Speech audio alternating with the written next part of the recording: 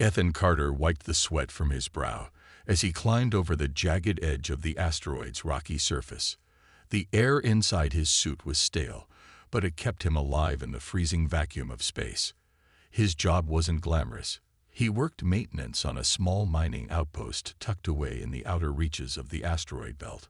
Most days were dull, filled with fixing broken drills or patching up leaks in the aging equipment. But today felt different. As Ethan moved toward one of the older sections of the outpost, something caught his eye. A faint glow emanated from behind a stack of discarded machinery. Curious, he stepped closer, his boots crunching against loose gravel. The light pulsed softly, almost like a heartbeat. It was unlike anything he'd seen before. His first thought was that it might be some kind of malfunctioning device, but the colors were too vivid, too unnatural. They shimmered in shades of blue and green, casting an eerie glow across the darkened corridor. Carefully, Ethan began clearing away the debris blocking his path. Each piece he moved revealed more of the source, a smooth, egg-shaped pod embedded in the wall. Its surface was covered in strange patterns that seemed to shift when he looked at them directly. He hesitated for a moment, unsure if touching it would trigger some unknown danger. But curiosity got the better of him. Reaching out, he pressed his gloved hand against the cool surface. The reaction was immediate. The pod hummed softly, and the glowing patterns brightened. Then, with a soft hiss, a seam appeared along its center. Ethan stumbled back, startled, as the pod slowly opened. Inside lay a figure, humanoid, yet unmistakably alien. Her skin was a deep shade of blue, shimmering faintly under the dim light. Long limbs rested delicately within the confines of the pod, and intricate markings traced her arms and neck, pulsing gently as though alive. For a long moment, Ethan just stared. He had heard stories about contact with extraterrestrials, but they always seemed far-fetched, like tales meant to entertain rather than inform. Yet here she was, real and fragile-looking, lying unconscious before him. She didn't appear threatening, but appearances could be deceiving. Still, something about her stirred a protective instinct in him. Maybe it was the way her delicate features softened the strangeness of her appearance, or maybe it was the vulnerability in her still form. Ethan glanced around nervously, half expecting someone, or something, to burst in and demand answers. But the outpost was silent, save for the distant hum of machinery. Taking a deep breath, he reached into the pod and gently lifted the alien woman out. She was lighter than he expected, her body warm despite the cold environment. As he cradled her in his arms, her eyes fluttered open. They were wide and luminous, filled with confusion and fear. For a second, Ethan froze, unsure of what to do. Then she spoke, or at least tried to. Her voice was soft and melodic, though the words made no sense. Slowly, she raised a trembling hand and pointed to herself. "Lyra," she whispered, the sound barely audible through his helmet speakers. "Ethan," he replied, tapping his chest. Whether she understood him or not, her expression softened slightly. Whatever she was, wherever she came from, she clearly needed help. And Ethan knew, even if it meant risking trouble, he couldn't leave her there. Not after seeing the look in her eyes, a mix of gratitude and desperation that tugged at his heart. With Lyra resting in his arms, Ethan turned back toward the main part of the outpost. He didn't know what awaited them, but one thing was certain. His life had just taken a turn he never could have imagined. Lyra's recovery was slow but steady. Ethan set her up in a small, unused storage room he'd hastily converted into a makeshift quarters. He brought her blankets, water, and whatever food he thought might be safe for her to eat. At first, she barely moved, her body weak from being trapped in the pod for who knew how long. But as the hours passed, color returned to her shimmering skin, and her breathing grew stronger. Ethan spent most of his time watching over her, unsure of what else to do. The outpost was quiet, the other workers either asleep or off duty, leaving him alone with his thoughts. And her. Every so often, Lyra would stir, her glowing eyes fluttering open. Each time, She seemed to take in her surroundings with a mix of curiosity and caution. Ethan tried speaking to her, using simple words and gestures, hoping to bridge the gap between them. Sometimes she responded with faint nods or soft sounds, though their meanings remained unclear. On the second day, Lyra managed to sit up on her own. She studied Ethan intently, her gaze piercing yet not unkind. Then, without warning, she reached out and touched his arm. A jolt of warmth shot through him. Not painful, but strange, as if her fingers carried some kind of energy. Images flashed in his mind. Distant stars, towering spires made of crystal, and faces that weren't human but somehow familiar. It lasted only a moment before fading away, leaving Ethan breathless and confused. "What was that?" he asked, pulling back slightly. Lyra tilted her head, her expression thoughtful. After a pause, she placed a hand over her chest and said, "Zinari." Her voice was clearer now, though still tinged with an accent that sounded both musical and foreign. She pointed to herself again. "Lyra. Zinari." "Zinari," Ethan repeated slowly, trying to mimic the sound. "Is that your people?" She nodded, a flicker of pride crossing her face. In courage, Ethan continued asking questions, pointing to objects around the room and naming them in English. To his surprise, Lyra picked up the words quickly, repeating them back with surprising accuracy.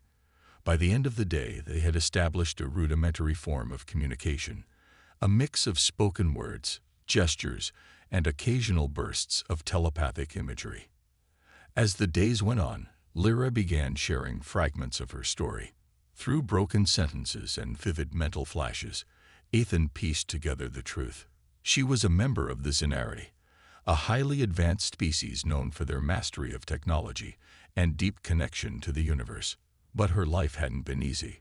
According to her fragmented memories, she had been chosen as a bride for a powerful leader among her people, a union meant to strengthen alliances rather than love.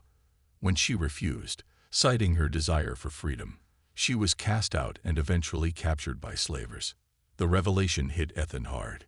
He couldn't imagine being forced into a marriage against his will, let alone facing punishment for rejecting it. Yet despite everything she'd endured, Lyra carried herself with quiet dignity. There was no bitterness in her tone, only sadness tinged with resilience. Ethan found himself admiring her strength, even as guilt gnawed at him. He wanted to help her, to make things right, but he wasn't sure how. One evening, as they sat together in the dimly lit room, Lyra turned to him suddenly. Her eyes were bright, almost pleading. "You saved me," she said haltingly, placing a hand over her heart. "Thank you." Ethan shook his head, embarrassed by the gratitude in her voice. "I just did what anyone would have done." But Lyra shook her head firmly. "No, not everyone." She paused, then added softly, "You are. Good man." Her words caught him off guard. For all his doubts and fears about what lay ahead, hearing her say that made something inside him shift. Maybe he didn't have all the answers. Maybe he didn't know what the future held. But in that moment, sitting beside Lyra under the cold light of the asteroid belt, Ethan felt a spark of hope, a fragile but undeniable sense that perhaps he was exactly where he was meant to be. Over the next few days, Ethan and Lyra grew closer. Their interactions became less awkward and more natural, like two people learning to understand each other despite their differences. Ethan continued teaching her English, pointing to objects and naming them aloud. Lyra listened carefully, repeating the words with a soft accent that made even ordinary things sound poetic. In return, she taught him bits of her language, strange, flowing syllables that rolled off her tongue like music. Though Ethan struggled to pronounce them correctly, he enjoyed the effort, especially when Lyra smiled at his attempts. Their bond deepened as they shared stories about their lives. Ethan told her about Earth, about vast oceans, towering mountains, and bustling cities filled with people. He described his childhood in a small town where summers were long and winters brought snowstorms that turned the world white. Lyra listened intently, her eyes wide with wonder. She seemed fascinated by the idea of seasons, something her species didn't experience on their homeworld, which was bathed in perpetual twilight. In turn, Lyra shared glimpses of her own world through fragmented memories and vivid mental images. Ethan saw crystalline structures that stretched into the sky, glowing softly under twin suns. He felt the hum of energy coursing through everything. The air, the ground, even the beings who lived there. It was a place of beauty and harmony, but also one of strict rules and expectations. Lyra explained how her refusal to marry the leader had been seen as an act of rebellion, punishable by exile. Her voice wavered as she recounted being taken from her home, locked inside the pod, and sold to slavers. The sadness in her tone tugged at Ethan's heart. He wanted to tell her it would be okay, that she was safe now, but he knew promises like that were hollow. Instead, he focused on small gestures, bringing her fresh water, fixing the blankets around her when she shivered, or simply sitting quietly beside her when she needed company. These moments mattered more than words, and Lyra seemed to appreciate them deeply. One afternoon, while exploring the outpost together, they stumbled upon an old storage locker filled with forgotten items. Among the clutter was a small mirror, its surface cracked but still reflective. Lyra picked it up and gazed at her reflection, tilting her head curiously. Ethan watched as she traced the intricate patterns on her skin, her fingers moving gently over the glowing lines. "You're beautiful," Ethan said before he could stop himself. The words slipped out without thought, but once spoken, he realized they were true. Despite her alien features, or maybe because of them, Lyra radiated a quiet elegance that captivated him. She looked at him, startled, then smiled faintly. "Beautiful," she echoed, testing the word. "No, not beautiful. Different." "Different can be beautiful," Ethan replied softly. He hesitated, then added, "To me you are." Lyra's smile widened, and for a moment, the weight of everything she'd endured seemed to lift. They stood there in silence, the crackling hum of the outpost machinery filling the background. Ethan felt a warmth spread through him, something he hadn't felt in years, a sense of connection, of belonging. Later that evening, as they sat together in the dim light of the converted storage room, Fate leaned back against the wall, her gaze thoughtful. "Ethan," she began hesitantly. "Why? Help me." The question caught him off guard. He considered it for a moment, searching for the right words. "Because it was the right thing to do," he finally said. "Because no one deserves to be treated the way you were." Lyra studied him, her luminous eyes searching his face. Then, after a pause, she nodded slowly. "You, good man," she repeated, echoing her earlier sentiment. But this time, her tone carried a deeper meaning, as if she were seeing him in a new light. Ethan felt a lump rise in his throat. He wasn't used to being called good, not anymore. Life had worn him down over the years, making him cynical and guarded. Yet here was Lyra, looking at him with trust and gratitude, reminding him that kindness still mattered. For the first time in what felt like forever, Ethan allowed himself to believe that maybe he could make a difference, not just for her, but for himself too. Ethan's routine changed completely after Lyra entered his life. Days that once felt monotonous now passed quickly, filled with moments of discovery and connection. But beneath the surface, a sense of unease lingered. The outpost was isolated, and while they were safe for now, Ethan knew it wouldn't last forever. Sooner or later, someone, or something, would come looking for them. One evening, as Ethan worked on repairing a broken console in the main control room, he overheard a faint crackle coming from the communication system. At first, he dismissed it as static, but then a voice broke through, distorted yet unmistakable. It was harsh and guttural, speaking in a language neither human nor Zenari. Ethan froze, his heart pounding. He adjusted the frequency, trying to make out more, and caught snippets of words. Bounty, blue skin, and coordinates. His stomach sank. They were talking about Lyra. Ethan rushed back to the storage room where Lyra was resting. She looked up as he entered, sensing the tension in his movements. "What wrong?" she asked, her voice tinged with concern. "Slavers," Ethan said, his tone urgent. "They're coming for you." Lyra's eyes widened, and for a moment, fear flickered across her face. But just as quickly, her expression hardened. She stood up, her slender frame radiating determination. "Must leave. Now." Ethan nodded, already thinking ahead.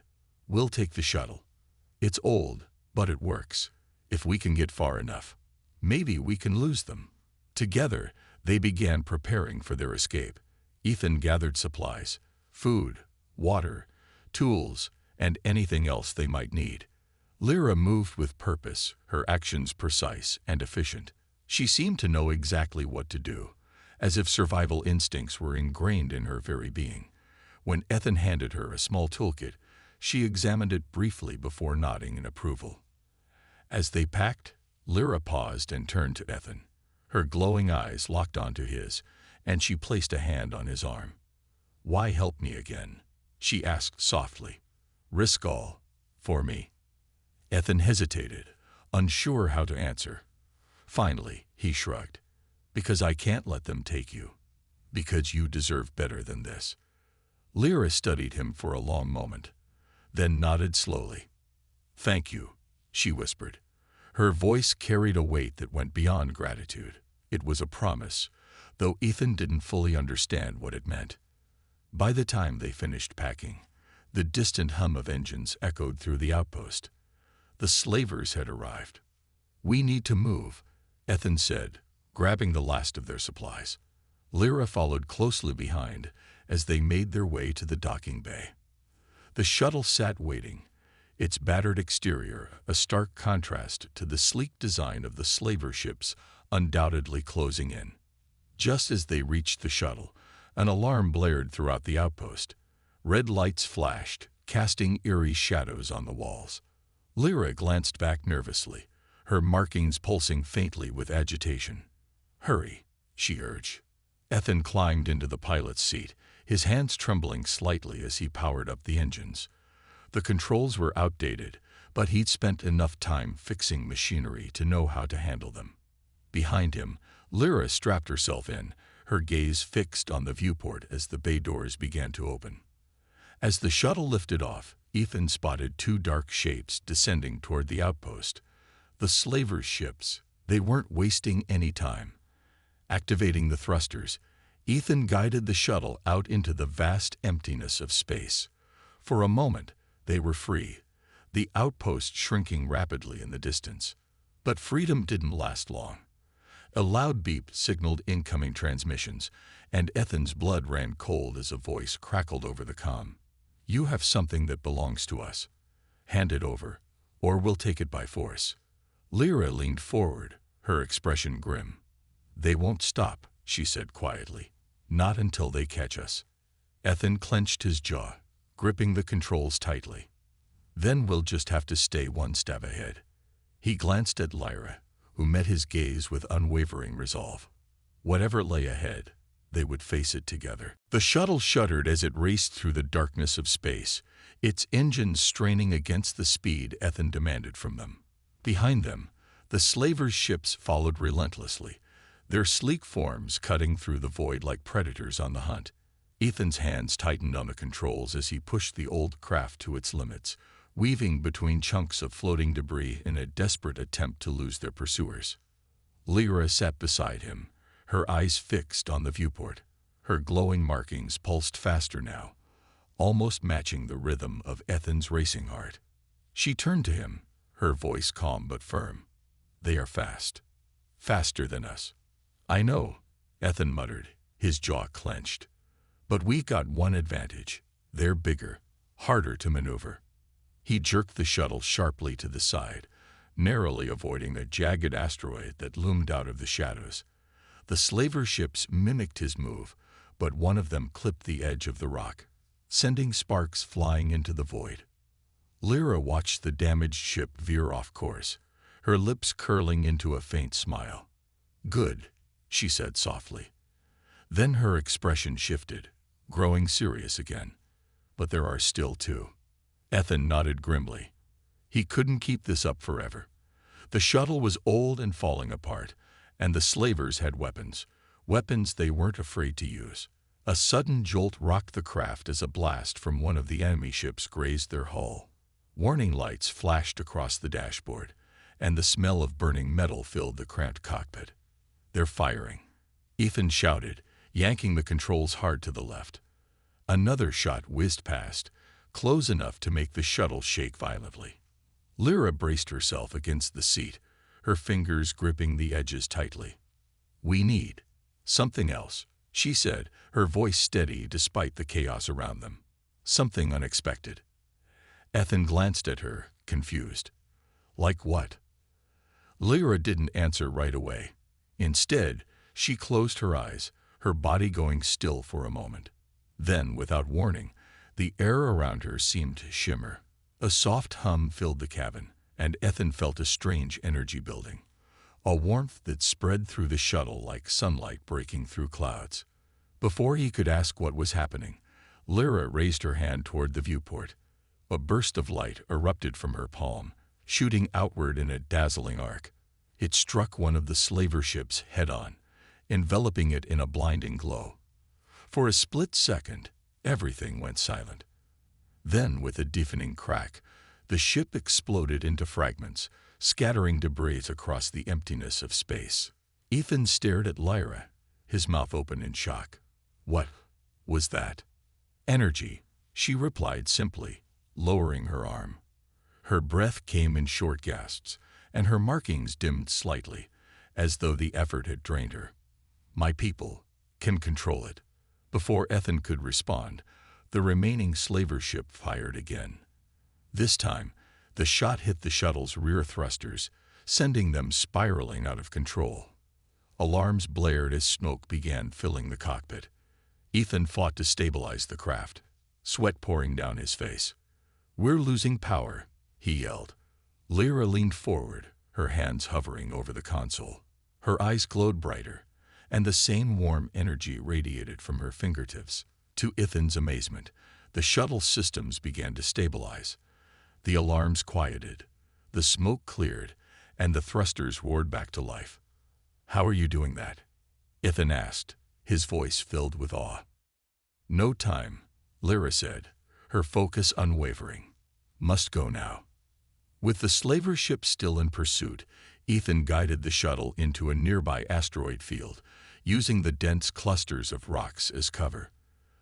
The slavers hesitated, unwilling to risk damaging their own vessel by following too closely. Slowly, the distance between them grew, until finally, the enemy ship disappeared from view. For a moment, neither of them spoke. The only sound was the low hum of the shuttle's engines as they drifted deeper into the safety of the asteroids. Ethan let out a shaky breath, his shoulders sagging with relief. "That was too close," he murmured. Lyra nodded, her expression thoughtful. "You saved me again," she said quietly. "And I saved you. Together, we are stronger." Ethan looked at her, seeing not just an alien but a partner. Someone who trusted him as much as he trusted her. Whatever lay ahead, they would face it side by side. Once they were safely hidden within the asteroid field, Ethan allowed himself a moment to relax. The shuttle's engines hummed softly as it drifted among the rocks, their jagged surfaces providing cover from prying eyes. For the first time in hours, the tension in his shoulders began to ease, but even as the immediate danger faded, questions lingered in his mind. Lyra sat quietly beside him, her glowing markings dimmed but still visible in the dim light of the cockpit. She seemed lost in thought, her gaze fixed on the viewport as she watched the endless expanse of space stretch out before them. Ethan glanced at her, unsure how to bring up what had been weighing on his mind since their escape. "Lyra," he began hesitantly, "what happens now?" She turned to him, her luminous eyes meeting his. "Now, we survive." Ethan frowned. "I mean, what about you? Your people? That wedding thing you mentioned earlier, does it still matter?" Lyra hesitated, her expression thoughtful. Then, with a deep breath, she nodded. Yes, it matters. Among my kind, a bond like this is sacred. If someone saves a captive bride, they must take responsibility for her. Her voice softened. For me. Ethan felt his stomach drop. Wait, you're saying I have to marry you? It is not just marriage, Lyra explained quickly, sensing his unease. It is a connection, a joining of minds and souls, a promise to protect and honor each other. Without it, I cannot return to my people. And without it, you would also face consequences. What kind of consequences? Ethan asked, his voice rising slightly. Lyra looked away, her markings flickering faintly. Dishonor, danger, perhaps even death. The rules are strict. Breaking them brings punishment. Ethan ran a hand through his hair, overwhelmed by the implications. This was too much, too fast. He barely knew her, let alone understood her culture or traditions. How could he possibly commit to something so monumental? I don't know if I can do that, he admitted finally, his voice heavy with doubt. I want to help you, Lyra, but this is a big step, bigger than anything I've ever done. Lyra studied him, her expression calm but piercing. You saved me twice. You risked your life for mine. Do you regret it? No, Ethan said immediately. Of course not. But saving you and marrying you, it's different. I understand, Lyra replied gently. This choice is yours. But know this, if you accept, I will stand by you. Always, just as you stood by me. Her words struck a chord deep within him. Ethan looked at her, really looked at her, and saw the sincerity in her eyes. She wasn't asking him to sacrifice everything. She was offering him a chance to be part of something greater, to make a difference in ways he never imagined. Can I think about it? He asked after a long pause. Lyra nodded. Take all the time you need, but decide soon. We cannot hide forever. As the hours passed, Ethan wrestled with his thoughts. Memories of Earth flashed through his mind. The quiet town where he grew up, the family he left behind, the dreams he set aside. Could he leave all that behind for Lyra? For a future he didn't fully understand. Yet, as he glanced at her sitting quietly beside him, he realized something important. Despite everything they'd faced, despite their differences, he felt closer to her than anyone else in his life. Maybe that was enough. Finally, he spoke. If I agree, what happens next? Lyra smiled faintly, her markings brightening. We prepare. Together. The next morning, Ethan and Lyra began preparing for the ceremony. Though neither of them knew exactly what lay ahead, they approached the task with determination. Lyra explained that the ritual required certain items, rare materials that symbolized unity, trust, and eternity. Some could be found in the asteroid field, while others would need to be crafted using their limited resources. Ethan listened carefully as Lyra described each item. We need crystals, she said, pointing to a glowing image in her mind that she shared with him telepathically. They hold energy, like your heart holds love. Crystals, got it, Ethan replied, nodding. He had seen similar ones during his time on the outpost, embedded in the rocky surfaces of nearby asteroids. Gathering them wouldn't be easy, but it was doable. The second thing, Lyra continued, is a thread. Strong but soft. It represents connection. A thread? Ethan asked, scratching his head. Where are we supposed to find that out here? Lyra smiled faintly. We make it. From fibers. Something strong enough to last forever. Ethan rummaged through the supplies on the shuttle, pulling out scraps of fabric and rope. None of them seemed quite right, but he figured they could work with what they had. Okay, thread. What else? The final piece, Lyra said, her voice growing softer, is fire. Not just any fire, a flame created together. A symbol of life. Ethan frowned. Fire. Out here. That's tricky. It does not have to burn long, Lyra assured him. just bright enough to light our path. With a plan in place, they set to work. Ethan piloted the shuttle closer to a cluster of asteroids rich in minerals, while Lyra scanned the surface for signs of the crystals she needed. When they found a promising spot, Ethan suited up and ventured outside, chipping away at the rock with a mining tool. The work was grueling, but every time he glanced back at the shuttle and saw Lyra watching him through the viewport, he felt a renewed sense of purpose. Back inside, they cleaned and polished the crystals until they sparkled like stars. Next, Ethan worked on creating the thread. Using strands from an old blanket and some synthetic fibers he salvaged, he wove them together into a thin, durable cord. It wasn't perfect, but it was strong, and that mattered more than anything. Finally, they turned their attention to the flame. Ethan rigged up a small device using parts from the shuttle's engine, channeling energy into a tiny spark. With Lyra's help, they coaxed the flame to life, its golden glow filling the cramped cockpit with warmth. As they worked, Ethan couldn't help but notice how natural it felt to collaborate with Lyra. Their differences no longer seemed like obstacles. Instead, they complemented each other. Where he was practical and resourceful, she was intuitive and creative. Together, they balanced each other in ways that surprised him. By the time they finished gathering everything, exhaustion weighed heavily on both of them. But there was also a sense of accomplishment, a quiet pride in what they had built together.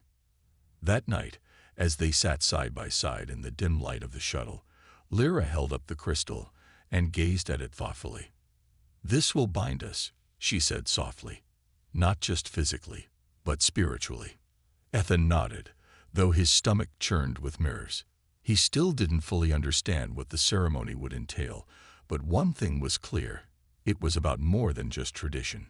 It was about trust, commitment, and choosing to walk forward together, no matter what challenges lay ahead. "Are you ready?"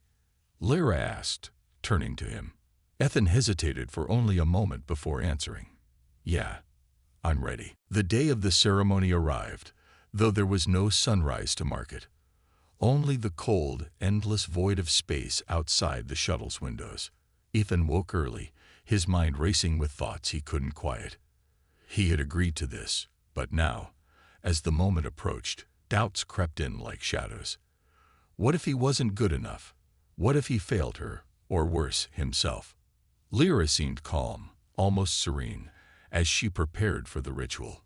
She wore a simple robe made from scraps they had sewn together, its fabric shimmering faintly under the glow of the crystals. Her markings pulsed softly, casting a gentle light across the small cabin. When she noticed Ethan watching her, she smiled and reached out to touch his hand. "You are nervous," she said, her voice soothing. "It is okay. Fear is part of growth." Ethan sighed, running a hand through his hair. I don't want to mess this up. You've been through so much already. I don't want to let you down." "You won't," Lyra replied firmly. "This bond is not about perfection. It is about truth, about being who we are, together." Her words helped ease some of the tension in his chest, but not all of it. As they arranged the items they had gathered, the glowing crystals, the woven thread, and the flickering flame, Ethan found himself questioning everything. Was he doing the right thing? Could he really leave behind his old life for something so unknown? "We should start," Lyra said finally, breaking the silence. She gestured for him to sit across from her, their knees nearly touching. The air between them felt charged, alive with anticipation. Lyra began the ritual by placing one of the crystals in the center of the makeshift circle they had created. She closed her eyes and whispered words in her language, her voice melodic and hypnotic. The crystal responded, its glow intensifying until it filled the room with soft, radiant light. Then she picked up the thread and held it out to Ethan. "Hold this," she instructed. "Feel its strength, its connection." Ethan obeyed, wrapping his fingers around the thin cord. It was surprisingly warm, almost as if it carried a piece of Lyra's energy within it. He looked up at her, unsure what to say, but she simply nodded, encouraging him to continue. Next, Lyra took the flame and placed it carefully beside the crystal. "This fire will guide us," she explained. "It shows that even in darkness, we can create light." As the ritual progressed, Ethan felt something shift inside him. The doubts that had plagued him earlier began to fade, replaced by a strange sense of clarity.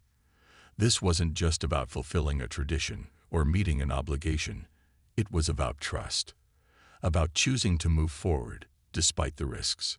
Finally, Lyra reached out and placed her hands over his, the thread still clasped between them. Her touch sent a wave of warmth through him, and suddenly, images flooded his mind. Her memories, her emotions, her hopes. He saw her homeworld again, the crystalline spires reaching toward twin suns. He felt her pain when she was taken, her fear during her captivity, and her joy at finding freedom with him. When the vision faded, Ethan blinked, overwhelmed but strangely comforted. Lyra's eyes met his, shining with unused tears. "Do you feel it?" she asked softly. He nodded, his throat too tight to speak. Whatever this bond was, it was real, and it was already changing him. But before either of them could say more, the shuttle's sensors beeped sharply. A warning flashed on the console. Another ship was approaching. The slavers hadn't given up after all. Ethan's heart sank. They had come so far, only to face danger once again. Lyra gripped his hand tightly, her expression resolute.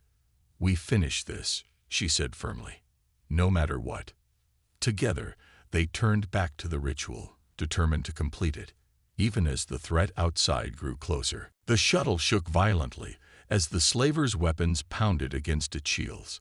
Alarms blared, and sparks flew from the control panel, but Ethan didn't leave his spot.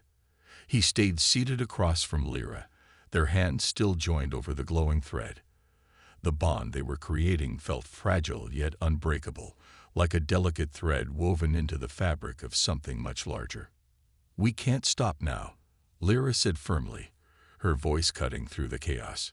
"If we do, everything we've done will be lost." Ethan nodded, though fear gnawed at him. Through the viewport, he could see the sleek silhouette of the enemy ship growing closer. Its cannons glowed with energy, ready to fire again. Time was running out. Lyra closed her eyes and focused, her markings pulsing brighter than ever before. She began chanting softly in her language, her words flowing like a river of light. The crystal at the center of their circle responded, its glow intensifying until it filled the entire cabin. Ethan felt heat radiating from it, not painful but comforting, like sunlight on his skin. "Take my hand," Lyra urged, her tone urgent. "Focus on me, on us." Ethan obeyed, gripping her hand tightly.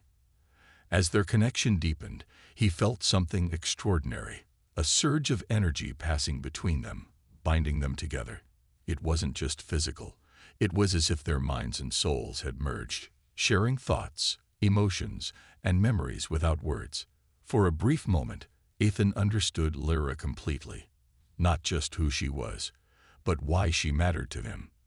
But the moment was shattered by another blast that rocked the shuttle.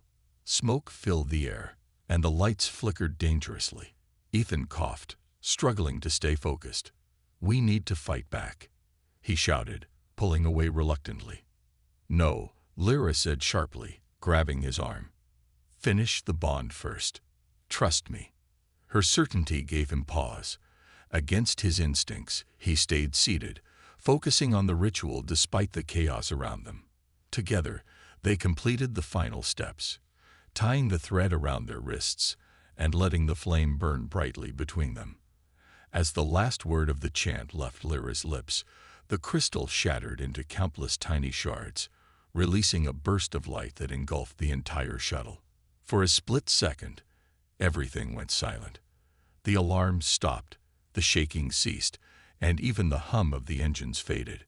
Then, with a deafening roar, the energy surged outward, slamming into the slaver ship like a tidal wave. The enemy vessel shuddered violently, its systems overloaded, before exploding into a fiery cloud of debris. Ethan stared at the viewport in shock, his heart pounding. What just happened? The bond, Lyra whispered, her voice trembling with exhaustion. It protected us. She slumped forward slightly, her markings dimming as the strain of using so much energy took its toll. Ethan quickly moved to steady her, concern etched across his face. Are you okay? I'll be fine, she murmured, managing a weak smile. But we're safe now. They won't come back. Ethan helped her sit up, his mind racing. The bond they had created was more powerful than he'd imagined, not just a symbolic gesture, but a source of strength that had saved their lives. He looked down at the thread, still tied around their wrists, its fibers glowing faintly. It was a reminder of what they had built together, something neither of them could undo. As the adrenaline began to wear off, Ethan felt a wave of gratitude wash over him. He had risked everything for Lyra, and she had done the same for him. They weren't just two strangers thrown together by fate. They were partners, bound by trust and shared sacrifice. We did it, Ethan said quietly, his voice thick with emotion. We actually did it. Lyra nodded, leaning against him gently. Her presence was warm and reassuring, a stark contrast to the cold emptiness of space outside. Yes, she replied. And now, we begin again. Together, they sat in silence, watching as the remains of the slaver ship drifted away into the void. The danger was gone, for now, but their journey was far from over. Still, as Ethan held Lyra close, he knew one thing for certain. Whatever challenges lay ahead, they would face them side by side. The shuttle drifted quietly through the vast emptiness of space, its battered exterior bearing the scars of their recent battle. Inside, Ethan and Lyra sat together in the dim light of the cabin, their bond newly forged and glowing softly around their wrists. The thread tied between them shimmered faintly, a constant reminder of the connection they had created, not just with each other, but with something greater. Lyra leaned back against the wall, her breathing steady but tired. The effort of the ritual and the energy she had used to destroy the slaver ship had drained her, but there was peace in her expression now. She turned to Ethan, her luminous eyes meeting his. It is done, she said softly. We are one. Ethan nodded, still trying to process everything that had happened. He glanced at the thread again, feeling the weight of what it represented. It wasn't just a symbol. It was a promise, a commitment to stand by her no matter what lay ahead. I didn't think it would feel like this, he admitted. Like, I'm part of you now. You are, Lyra replied simply. And I am part of you. That is how it should be. For a long moment, neither of them spoke. The silence between them was comfortable, filled with unspoken understanding. Ethan realized that he no longer felt alone. Even in the endless void of space, he had found something, or someone, who made him feel whole. As the hours passed, they began discussing their next steps. The slavers were gone, but the galaxy was vast and dangerous. They couldn't stay hidden forever. What happens now? Ethan asked, breaking the quiet. Do we try to find your people? Lyra hesitated, her gaze thoughtful. My people may not accept me. Not after what I have done, but we can try. There is a place, a sacred world where bonds like ours are celebrated. Perhaps we will find answers there. Ethan nodded, though the idea of traveling to an alien homeworld filled him with equal parts excitement and dread. He knew nothing about her culture or how they would react to him. But as he looked at Lyra, he realized it didn't matter. If she believed they could make it work, then so did he. That night, under the soft glow of twin moons reflected on the viewport, they performed the final act of the ceremony. Lyra guided Ethan through the ancient rites, their movements deliberate and meaningful. Together, they knelt before the small flame they had created, letting its warmth wash over them. Lyra whispered words in her language, her voice carrying a melody that seemed to echo through the stars themselves. Then, without warning, she reached out and touched his forehead gently. A rush of sensations flooded Ethan's mind. Images, sounds, emotions, all swirling together in a kaleidoscope of light. He saw glimpses of Lyra's life, her childhood among the crystalline spires, her defiance against tradition, her pain during captivity, and finally, her hope for the future.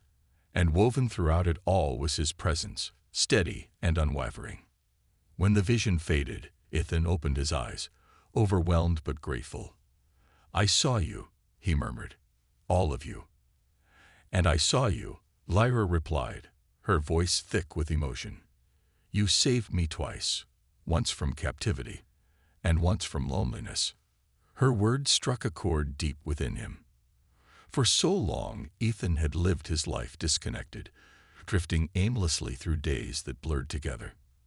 But now, sitting beside Lyra under the cold light of the cosmos, he felt grounded, purposeful, loved. As the flame flickered and died, leaving only the faint glow of their markings, Ethan took Lyra's hand in his. "Whatever comes next," he said firmly, "we'll face it together." She smiled, her expression radiant despite her weariness. Together. And with that, they turned their attention to the stars ahead, ready to write the next chapter of their journey, not as two individuals, but as one.